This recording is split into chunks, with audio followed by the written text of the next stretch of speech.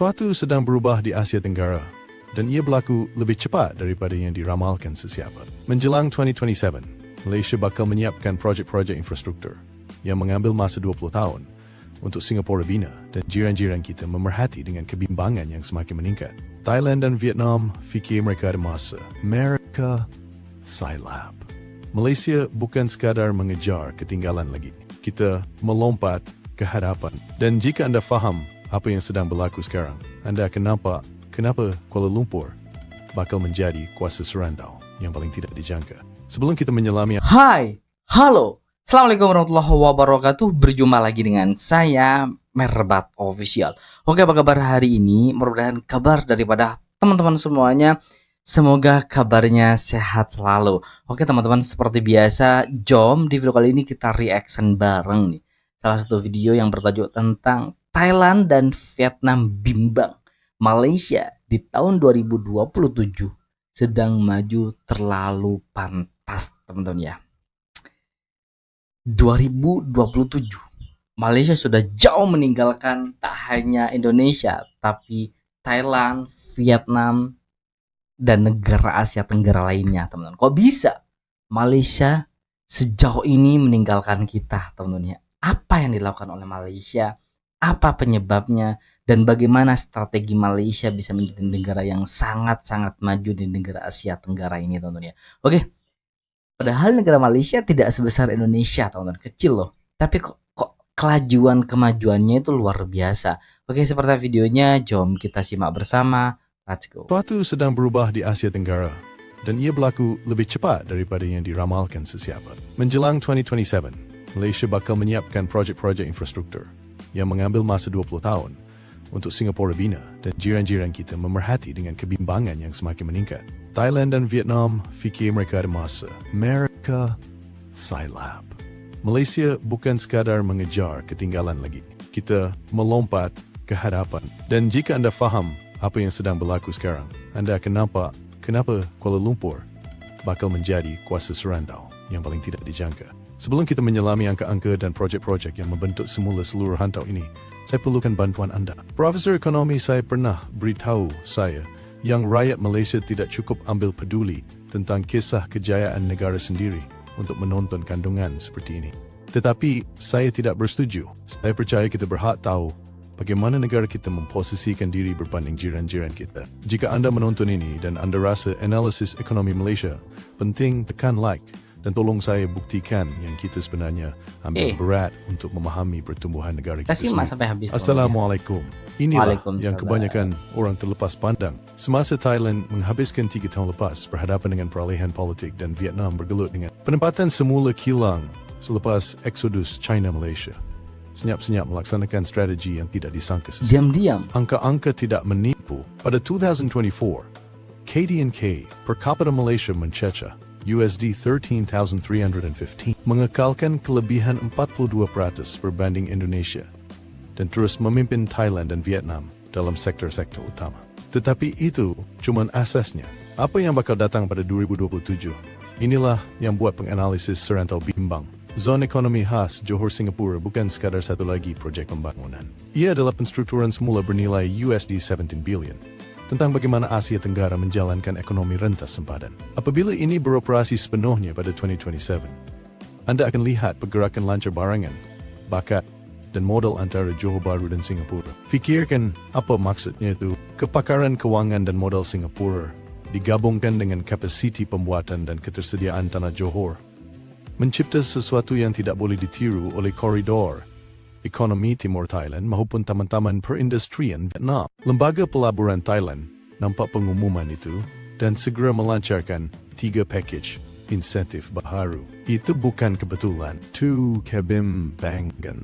Tetapi zon ekonomi khas hanya satu bahagian. Pipe infrastruktur Malaysia untuk 2025 hingga 2027 berjumlah 611 Malaysian ringgit billion.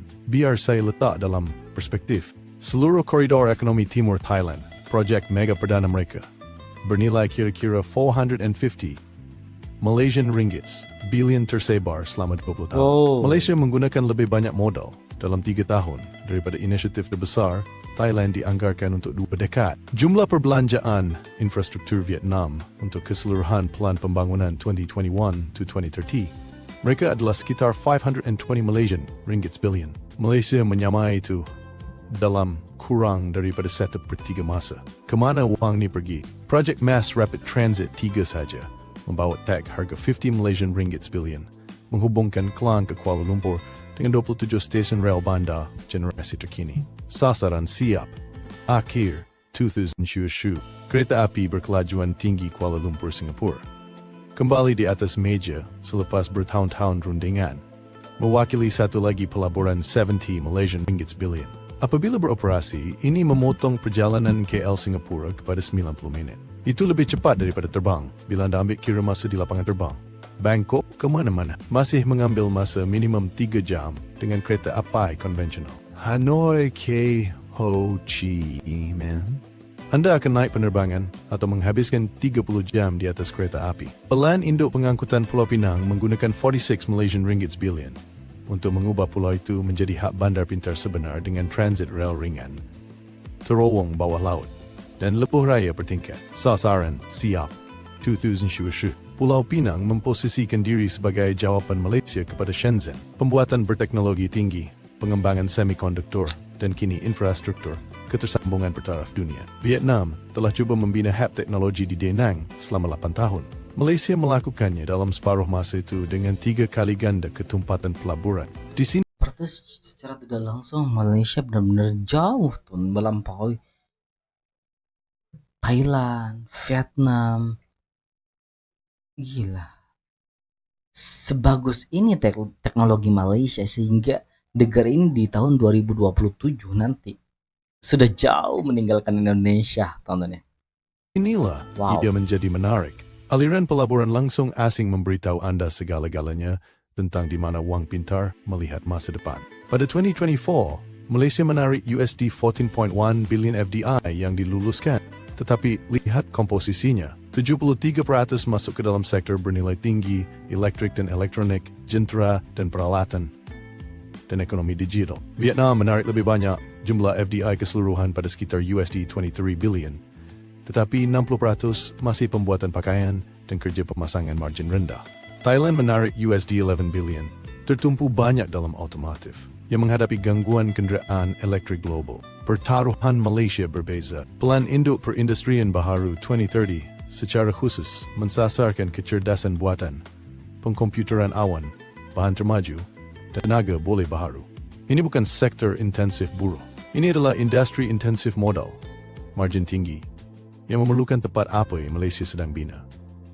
Infrastruktur bertaraf dunia, tenaga kerja berpendidikan, dan lokasi strategik. Strategi semiconductor nasional sahaja memperuntukkan 25 Malaysian ringgit billion hingga 2030 untuk memposisikan Malaysia sebagai node kritikal dalam pengeluaran chip global. Vietnam cuba melancarkan inisiatif semikonduktor pada 2023.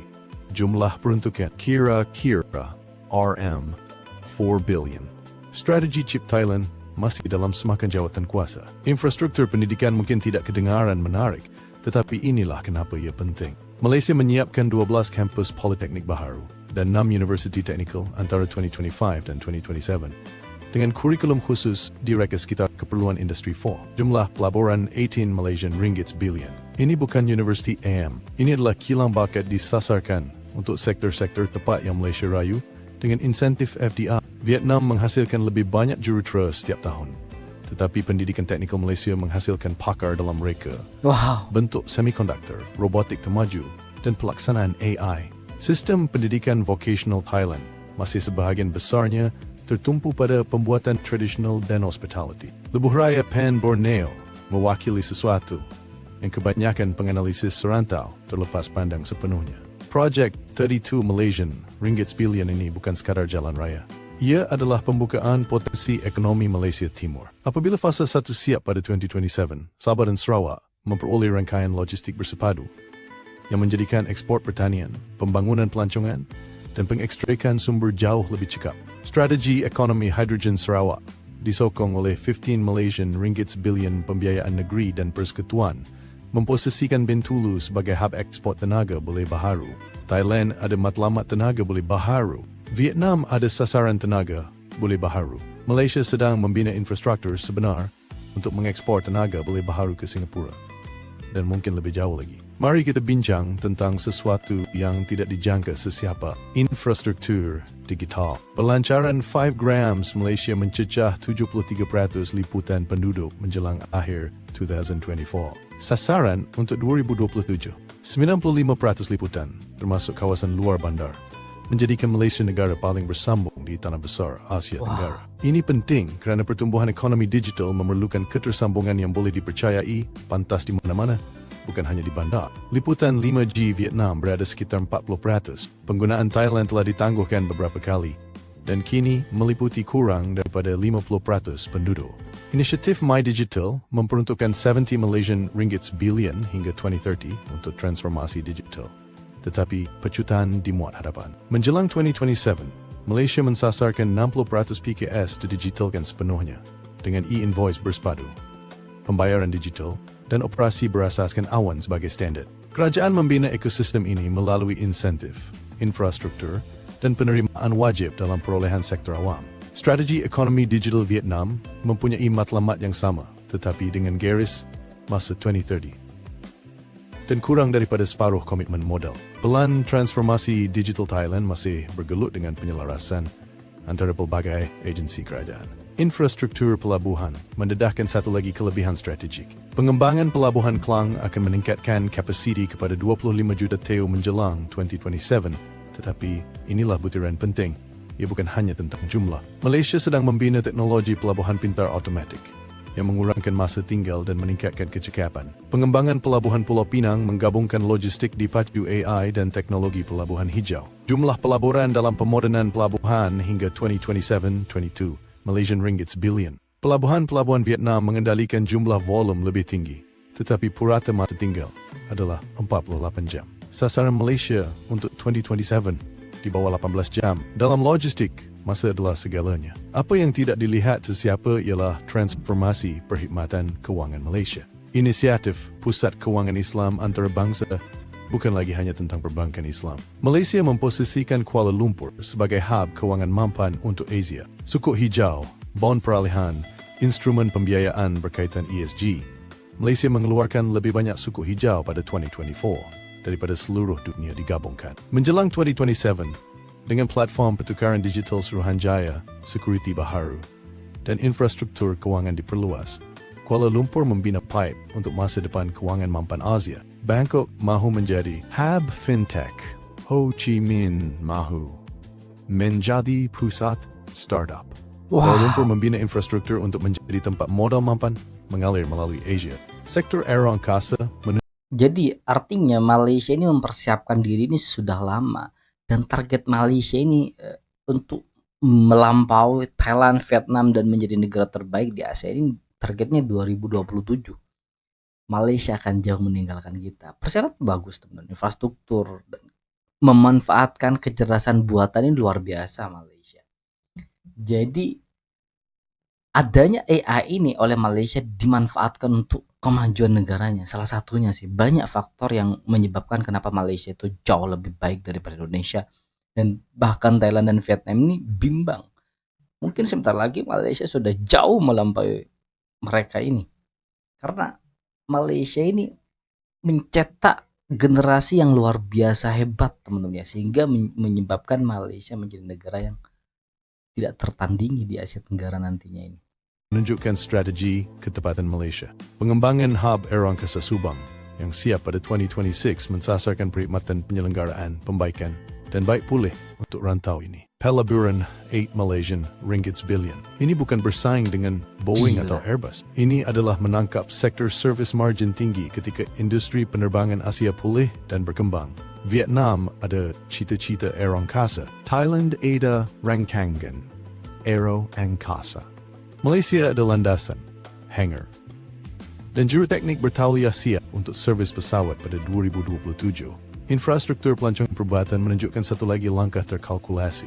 15 hospital pakar dan pusat perubatan baharu dibuka antara 2025 dan 2027, tertumpu di Kuala Lumpur, Pulau Pinang, dan Johor. Jumlah pelaburan infrastruktur kesihatan 12 Malaysian ringgit billion. Malaysia sudah mengetuai pendapatan pelancongan perubatan Asia Tenggara pada kira-kira 2.1 Malaysian ringgits billion setiap tahun. Menjelang 2027, dengan kapasiti diperluas dan kemudahan bertauliah JCI, sasarannya ialah 4 Malaysian ringgits billion. Thailand menguasai jumlah pelancong perubatan keseluruhan, tetapi Malaysia menangkap prosedur bernilai lebih tinggi, pembedahan jantung, onkologi, rawatan kesuburan. Vietnam cuba memasuki pelancongan perubatan. Malaysia sudah mengutip kadar premium. Inilah bahagian yang mengejutkan penganalisis ekonomi serantau. Angka pengekalan bakat.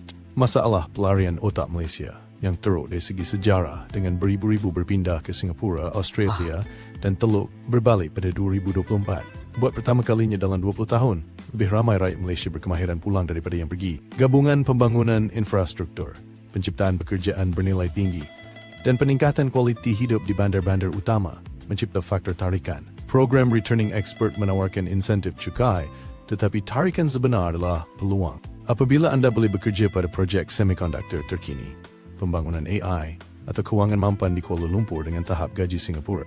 Tetapi kos sara hidup Malaysia persamaan berubah. Vietnam dan Thailand memerhati ini dengan teliti kerana mereka menghadapi masalah sebaliknya. Tenaga kerja berkemahiran Vietnam semakin meninggalkan negara untuk gaji lebih tinggi di Malaysia, Singapura atau lebih jauh. Pelarian otak Thailand ke Singapura dan pasaran global mempercepatkan pada 2024. Kedua-dua negara mempunyai program pembangunan bakat, tetapi mereka melawan aliran keluar. Malaysia menukar arah aliran. Peralihan tenaga boleh baharu menunjukkan kelajuan pelaksanaan Malaysia. Pelan, Hala 7 peralihan tenaga nasional mensasarkan 40% tenaga boleh baharu menjelang 2035. Tetapi tempoh 2025 to 2027 akan menyaksikan 28 Malaysian ringgits billion dalam infrastruktur solar, hidroelektrik, dan hidrogen. Pelan tindakan ekonomi hidrogen Sarawak sahaja mewakili imajinasi semula lengkap potensi ekspor tenaga. Menjelang 2027, Malaysia mensasarkan untuk mengekspor tenaga boleh baharu ke Singapura dan mempunyai memorandum dengan Indonesia untuk ekspor kuasa masa depan. Thailand mempunyai potensi boleh baharu cemerlang. Vietnam mempunyai kapasiti solar kuku. Malaysia sedang membina infrastruktur rentas sempadan untuk mengewangkan tenaga sebagai produk ekspor. Pembangunan bandar mendedahkan satu lagi dimensi. Plan Greater Kuala Lumpur bukan hanya tentang mengembangkan bandar. Ia tentang mencipta megalopolis bersepadu menghubungkan KL, Selangor, Putrajaya, dan Cyberjaya ke dalam zona ekonomi lancar 8 juta orang. Penyiapan projek pembersihan sungai, sambungan rel bandar dan infrastruktur bandar pintar menjelang 2027 mencipta sesuatu yang unik di Asia Tenggara. Sebuah megabandar yang benar-benar boleh didiami, bersambung dengan infrastruktur dunia pertama, dan kos ekonomi membangun. Bangkok lebih besar tetapi sesak dengan infrastruktur bergelut untuk bersaing.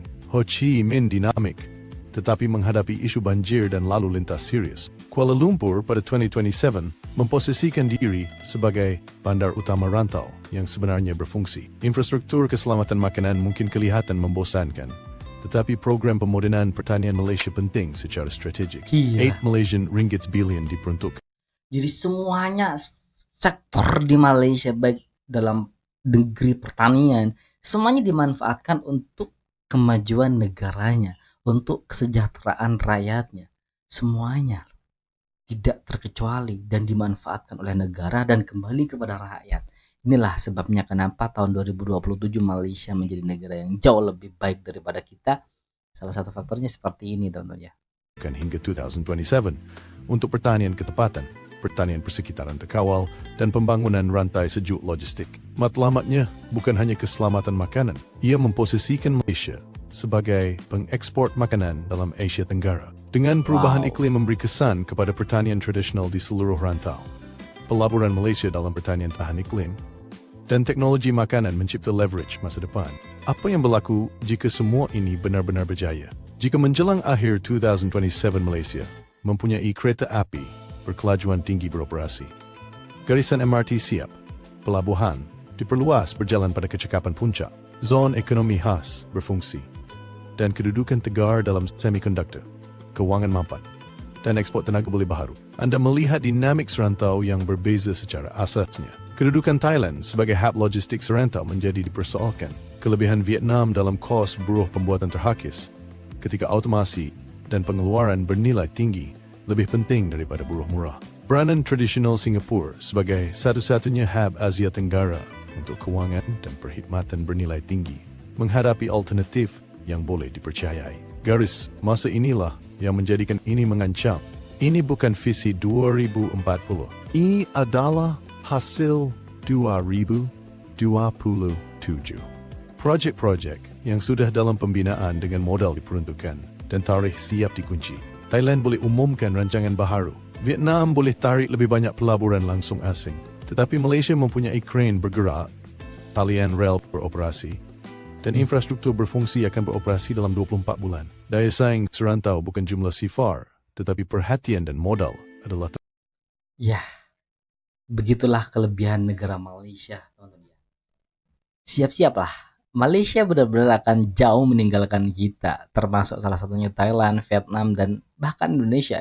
Indonesia negara paling bisa kita katakan paling miskin lah dalam memahami bagaimana cara Indonesia menjadi negara maju. Minim, karena pendidikan Indonesia tidak dihargai, teman-teman, tidak diprioritaskan. Jadi negara Indonesia tidak pernah mencetak generasi-generasi hebat. Andai kata pendidikan dinomorsatukan, maka Indonesia akan mencetak generasi yang hebat. Dan bahkan Malaysia, Vietnam, Thailand ini tidak ada apa-apanya dengan Indonesia. Tapi berhubung Indonesia tidak bisa, ya Malaysia jauh. 2027 ini sudah gak ada lagi Malaysia setara dengan Vietnam dan Thailand, teman-teman. Oke, buat teman-teman yang suka dengan video ini, silahkan bantu dengan cara menekan tombol like, komen, dan share. Jangan lupa juga di subscribe channel daripada Berbat Official ini. Baik, kita akhiri dan ketemu di video berikutnya. Wassalamualaikum warahmatullahi wabarakatuh.